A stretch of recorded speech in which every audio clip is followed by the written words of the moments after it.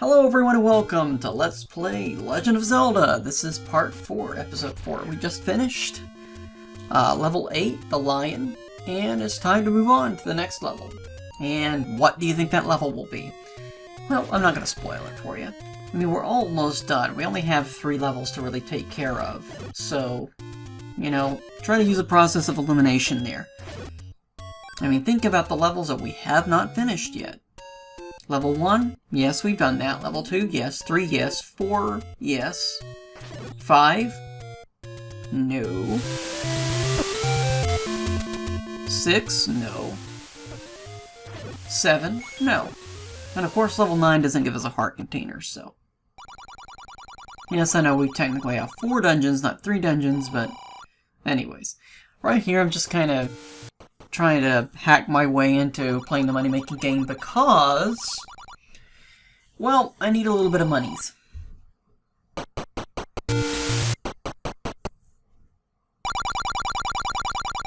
And if you use an emulator, well, let's face it, it's easy to kind of make sure that you always win at this game.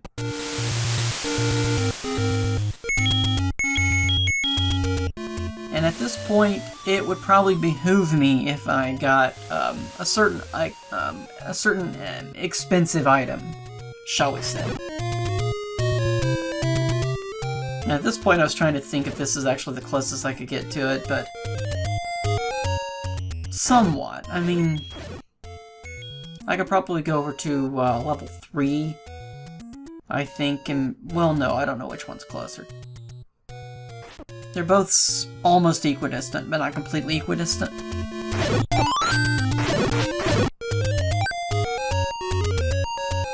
You're like, to hell with you, fairy. I really don't need a fairy at this point. Yet I grabbed that heart. Go figure. My playing can be very unorthodox at times. Well, this whole Let's Play of Legend of Zelda is going to be unorthodox. The next quest is going to be less unorthodox, but it's still going to be a little out of order. Also, what was I gonna say?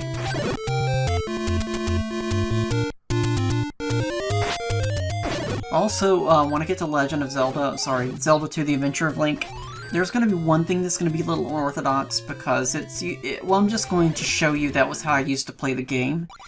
You don't have to do it, but, I'll figure out a way to make it interesting.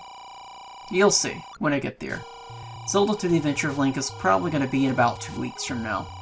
Just so you know. Unless there's other games that I need to get to.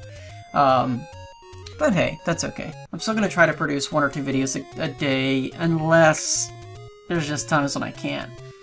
You know. You know, yesterday was one of those days. This video is, I think, going to be released probably on Saturday or Sunday. So I'm talking about the Friday before that, so yeah. Trying to record like 4 or 5 episodes tonight so I can release everything over the weekend. Anyways, we got the blue ring there, which is kind of helpful. Not as helpful as the red ring, but that's okay. I don't know why I was screwing up here. But right here, we're going to get a little bit more money. We were, until I realized that I didn't have enough rupees for that. So, back to the drawing board. Now that I have enough money, I'm going to try to get some more money. This may take a little bit of time, but that's okay. It's really not that long. Hey, that's what she said, right?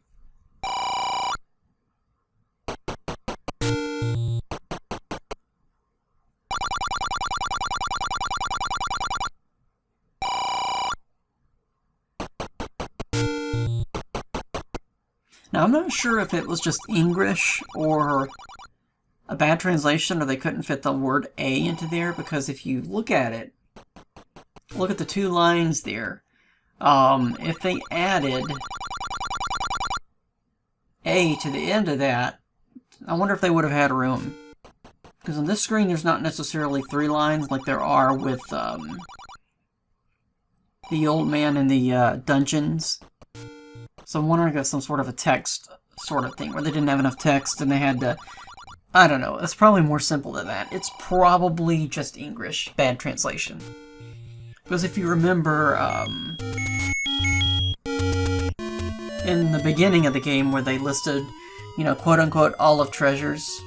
So, that's okay.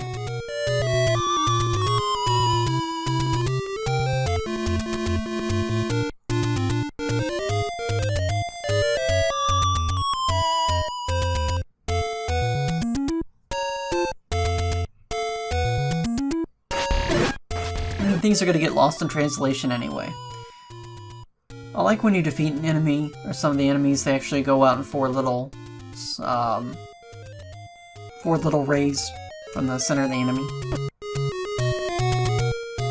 And sometimes when people speedrun this game, they take advantage of the fact that sometimes when you get hit, like a fireball, you actually get pushed forward a little bit. Or at least I think I've seen that before. It's difficult to do a glitched run of Legend of Zelda, but there are a lot of glitched speedruns of The Adventure of Link. And no, I'm not going to do a glitched run of that.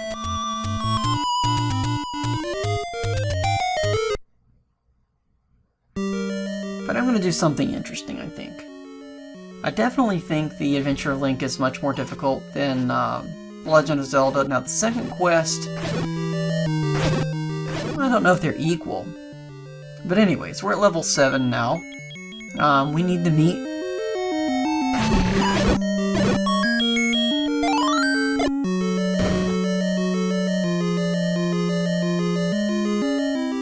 I'm not sure if you can use the meat to lure the Gorias away, but we don't really need to do that. Now, if we were to do like a 3-heart quest or wooden sword quest, then yeah, it would probably be a good idea. But I'm definitely going up here because I would like to have more bombs, wouldn't you? You know? We don't have to deal with the Dodongos. That's why I got the money earlier, by the way.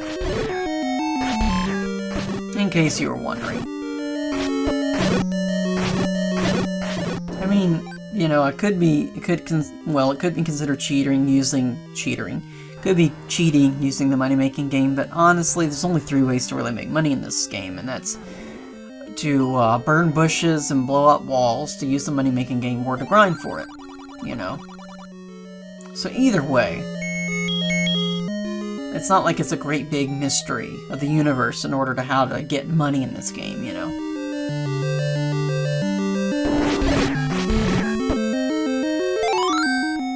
Not like the golden Skulltulas in Ocarina of Time, you know?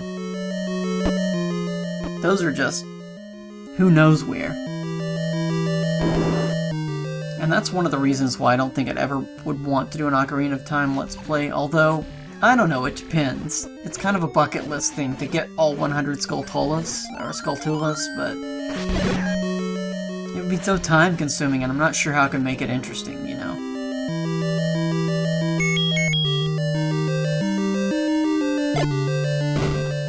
I'll think it over. I mean, there's actually some tricks in the Ocarina of Time that would kind of be interesting to show off that I don't think anybody else has done.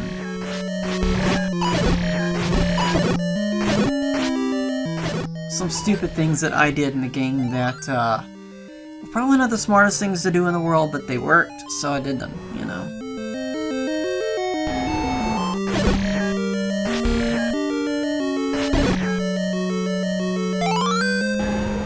Time for the candle. And this is the red candle, which means, of course, we can use it infinitely per room, instead of the blue candle, where we could only use it once per room. But at this point, well, no. We haven't taken care of level 6 yet, so... We don't have the magic wand, so... But that's another way to light up a room, is with a magic wand in the book. Because it will set things afire whatever it hits. Come to think of it, I really don't use the magic wand that much in this Let's Play. Now the second quest, maybe I'll use it a little bit more, but... in the first quest, you really don't need it that much. I mean, let's face it, the enemies aren't that bad until you get around level 8, and until you start meeting up with the blue Rizrobes. And those stink. That is like the sole reason for getting a red potion. Although, didn't exactly get a red potion. Also, I'm not sure the frame rate shows this or not, but those little balls are blinking between blue and red. So they're not exactly one color. And I know a lot of times with Let's Plays, it looks like they're one color, or speedruns, it looks like they're one color when they're really not. And so you'll just have to trust me on what they are. I think they call these, well, not anti-fairies, because anti-fairies didn't show up until Zelda 2: The Adventure of Link. But maybe they call these anti-fairies. I don't know.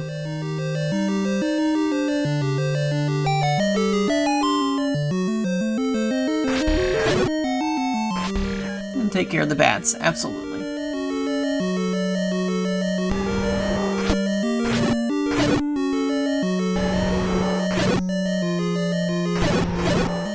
I always thought it was interesting, this level. It was like the level of the Goriah, you know, or the demon. That was the demon level, is what it's called, because it looks like a demon. And I always used to confuse the name of this with the lizard level, because it looked like a lizard to me instead of a demon, and I'm like, well, you know, looks like a demon. It looks like a head of a reptile of some kind. But whatever. I like how quickly Aquamantis dissipates with the Master Sword. It would probably be a one-shot if you had the silver arrow against him.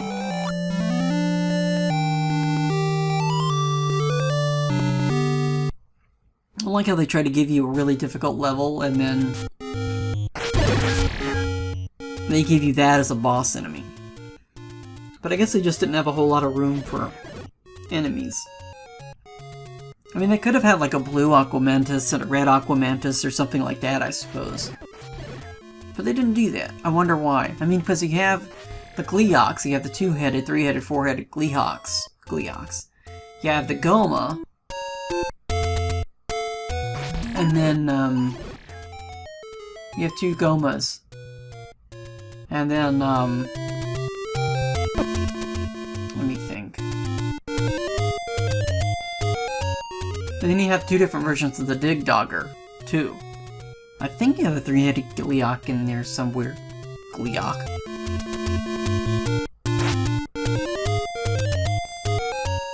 I can't remember off the top of my head. I'm sure if I see it, I'll see it.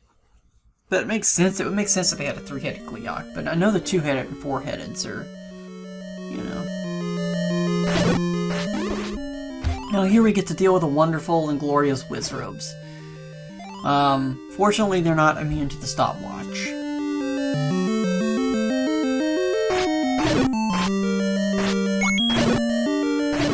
I always like the bots. They just kind of looked harmless. Like, hello, I'm a bot. Good for rupees, though.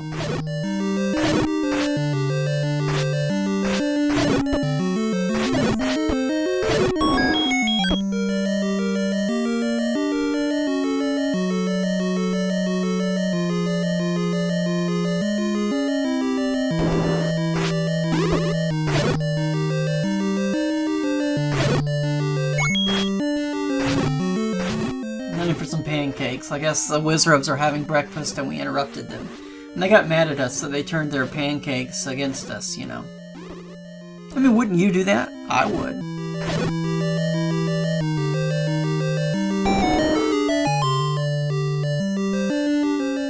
I always like that. Sometimes when you have, like, the sound playing over another sound, you could only have so many sounds going on at once in the Nintendo.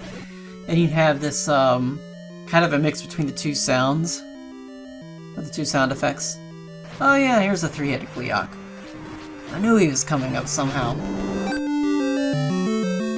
I guess the one-headed Gleeok would have just been a little too ridiculous.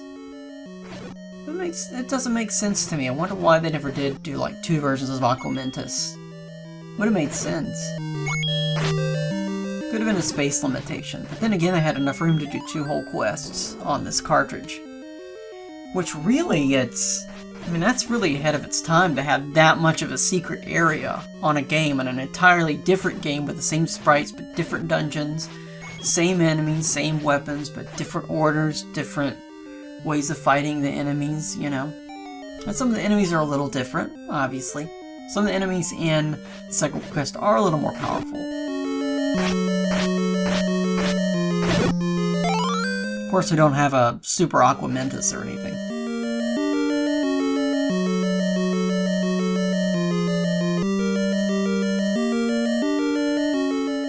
always thought that was just so satisfying when you find a secret passage and you go down the secret passage and it's that pattern of stairs, and you know it's going to be an item that you don't have just yet.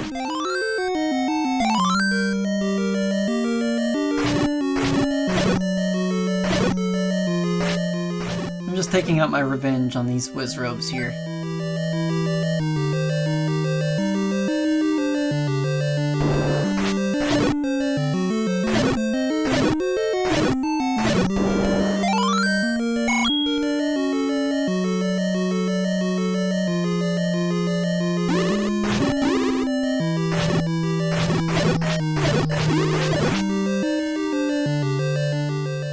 That scale is definitely starts on a do and ends on a do, because if it ended on the T or the 7th of the scale, it would probably drive me crazy. And the funny thing is that in college I knew some professors and teachers that if you were to play a scale or something like that and you would end up on the 7th of the scale or the 7th of the root, it would just drive him crazy. Or if you ended up on a 5 or a dominant or a predominant chord, it didn't go anywhere with it. You know, if you left it unresolved, it was bad. And if you think about it, that's the way it is with some chords, because there is a natural resolution for some things. Like, dominant chords always have the leading tone of the 7th that always leads to the dominant, and it always leads somewhere. Although sometimes you can end on a 5, but it's kind of unresolved. So, anyway. We get to deal with the easy Goma this time. Little eye. It's got one big giant eye. And just like the last episode, we're actually going to end on another dungeon. So thank you so much for watching, and have a wonderful day. Goodbye.